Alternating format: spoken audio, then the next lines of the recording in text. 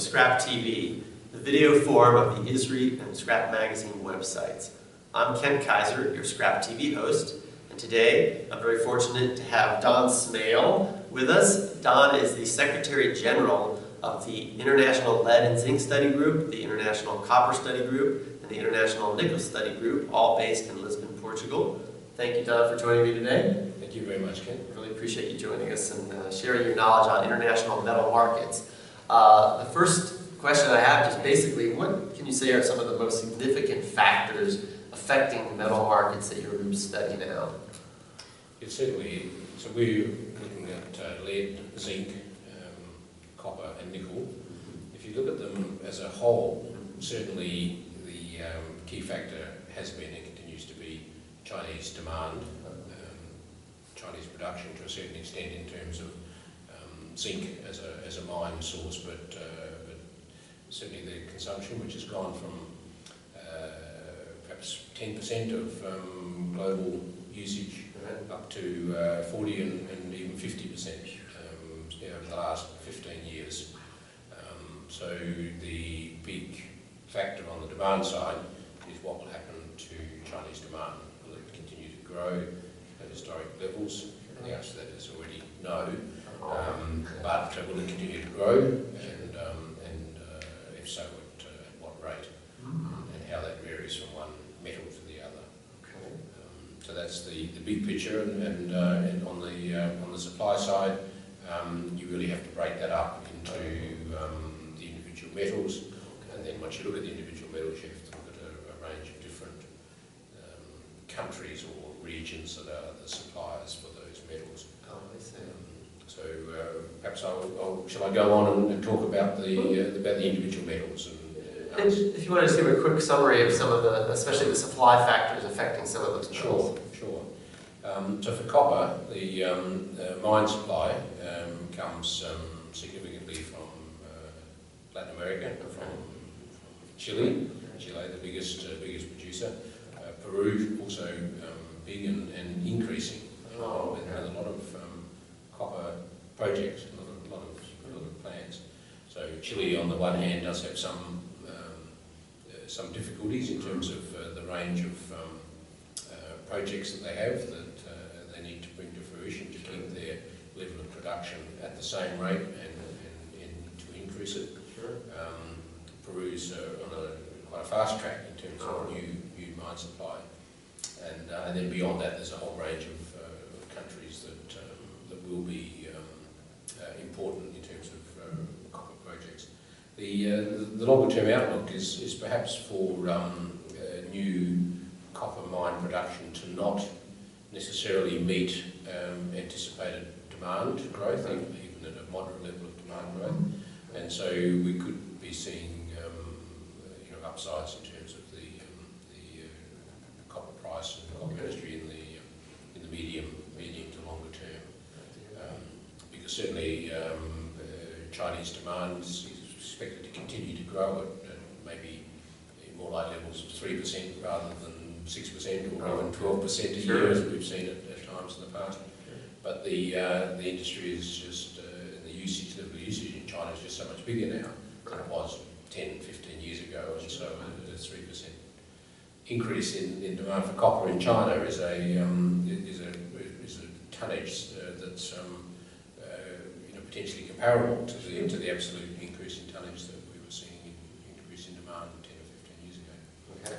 In terms of nickel, once again the big story is China in conjunction with particularly the Philippines and in Indonesia, where there are real questions about the supply of nickel units coming through the nickel pig iron process, with the Indonesians on the one hand banning exports of ore to try and encourage further processing, and the Philippines on the other hand clamping down on the nickel mining industry for environmental reasons, both of which having an impact on supply. Absolutely. So there's certainly the big story for nickel over the last decade has been nickel pig iron, which almost didn't exist 10 years ago. Nickel pig iron coming from low-grade ores, particularly in the Philippines and Indonesia, that had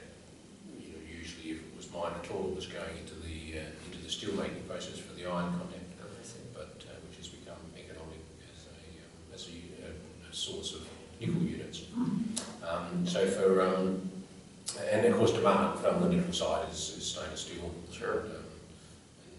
And some 60% combined with nickel alloys, perhaps 80%.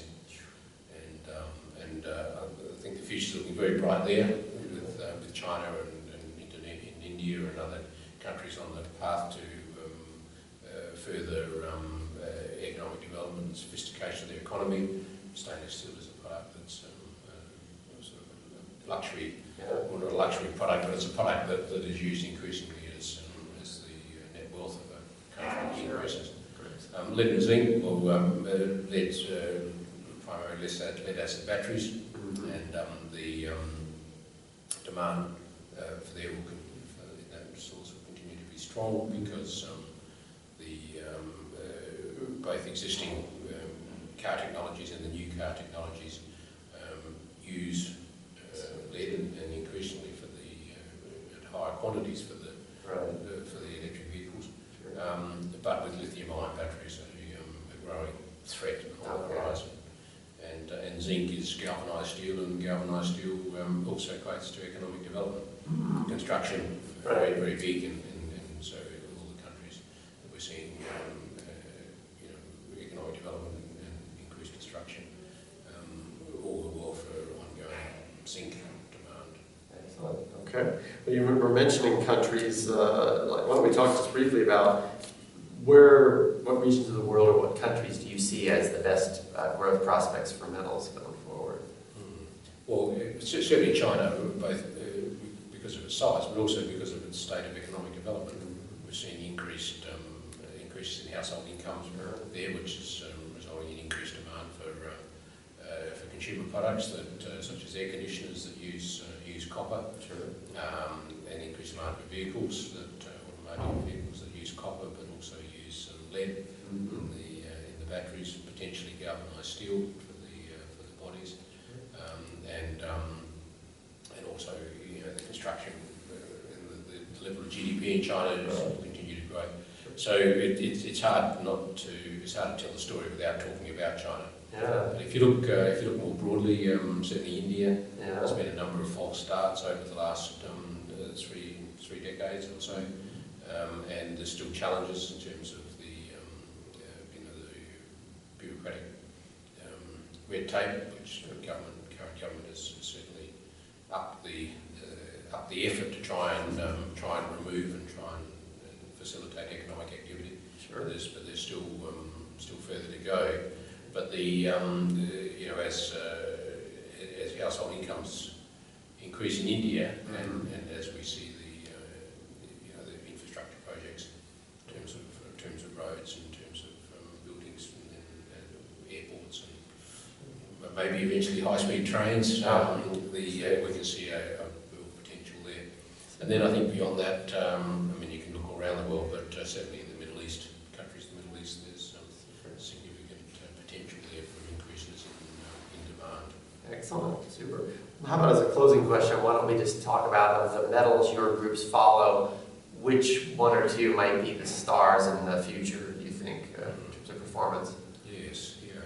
Well, in terms of, if you're talking about price in the near term, zinc, because there's going to be a greater mismatch between supply and demand for zinc, with not a lot of big new mine projects coming on stream.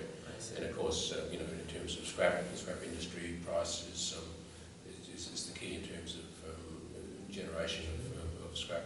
In terms of actual demand for the metals, I think copper has very good credentials in terms of the diversity of uses that it has, and because of its relatively strong environmental credentials.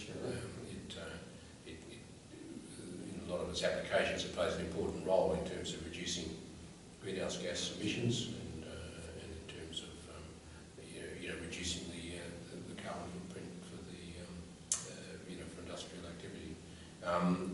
Nickel's also got a strong future as well in terms of stainless steel demand, which I think we can be sure is going to continue to grow.